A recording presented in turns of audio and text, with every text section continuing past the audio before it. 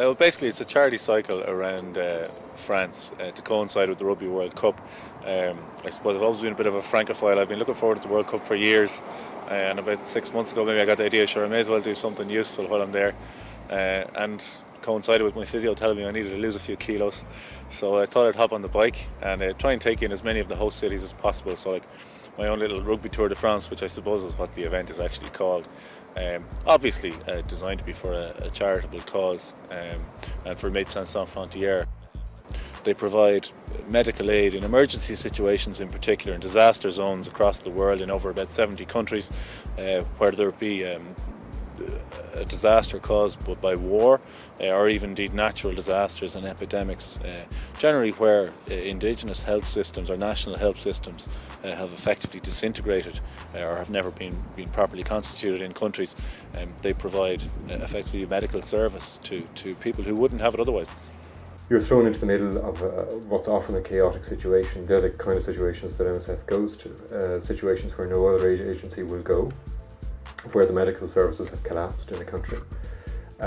And your role really is to plan some kind of healthcare response when we turn up in a place. Often in Africa, for example, things are bad, death rates are very high, local medical services have stopped functioning, so the priority is to save lives right there and then, quickly. The reason I work for MSF, and the reason in a sense I voted with my feet and I don't work for another organisation, is that in my personal view, MSF is the best medical aid agency that there is in the world. That's a very lofty thing to say, and I'd need to be able to back that up, and I think there's several reasons why I think that. Firstly, MSF concentrates primarily on medical work and has become very good at that. The organisation doesn't spread itself too thinly into too many areas of activity. MSF is better resourced in terms of medical ability, in terms of the number of doctors and nurses working for it, than any other aid agency I know of anywhere that I've ever come across. The organisation is independent. That's very unusual. It raises most of its money privately and not from governments in the West, so that politically we can decide where we'll go based on need, not based on the agenda of the government supplying the money. A good example is the last mission I did, which was in the Central African Republic. Two rebel groups have been fighting the government there for the last few years, and in the north of that country, in the Central African Republic, all healthcare services have stopped functioning, and no aid agencies were present in 2005 when I went there. I was part of the first team that responded at the end of 2005, and we quite literally got into our jeeps and drove north, had a look around at what was going on, mapped out the various villages, what the healthcare needs were. The population had basically been without healthcare for about 6 months, and most of them are hiding in the bush because of the violence. What happens in a situation like that is very predictable. The big killers are malaria, diarrhea, respiratory diseases, and malnutrition, and the people who are affected most are the children under the age of 5.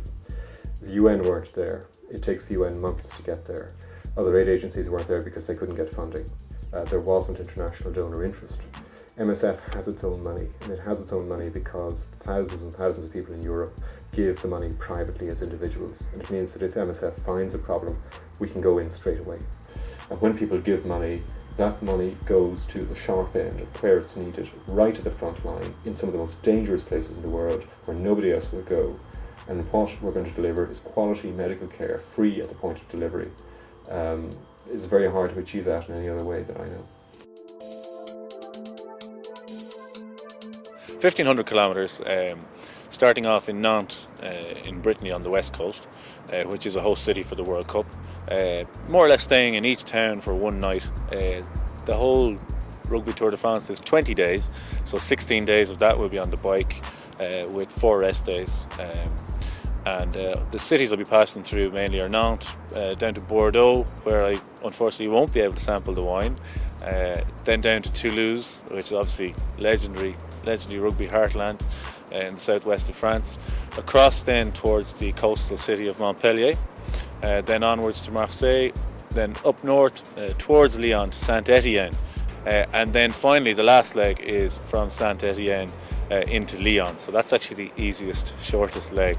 As I said to you, a bit like the stroll into the Champs-Élysées and the Tour de France proper on the last Sunday. So I'm hoping that will be a fairly gentle, relaxed cycle into Lyon on the last day. suppose the aim is to raise funds for Medecins Sans Frontières. As I said, they do phenomenal work around the world in saving lives, often by giving medication and healthcare to people who otherwise would die of fairly simple ailments and illnesses that we would take for granted here as having an easily available cure. So to raise funds for them, to enable them to carry out their projects throughout the world, but also really just to increase public awareness in Ireland of who they are and what they do. I think most people would say in Ireland that they actually have never heard of this organisation. So I think even by hits on this website, if you could send it on to your friends, obviously if you could donate, that'd be great. But the more people see this site, the more people become aware of MSF, what it does. If you can please click on the link to their own website, which obviously details in much greater depth exactly what they do. And that's one of the primary aims of this whole event, is to increase public awareness in Ireland of the organisation and the brilliant work that it does.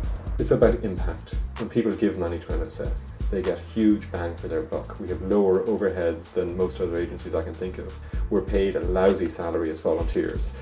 Really, most of the money is going into the medical care. And I've worked for other aid agencies, and I've worked alongside many other aid agencies. And in my own opinion, MSF has the lowest overheads of any agency I've seen, and yet the greatest effectiveness.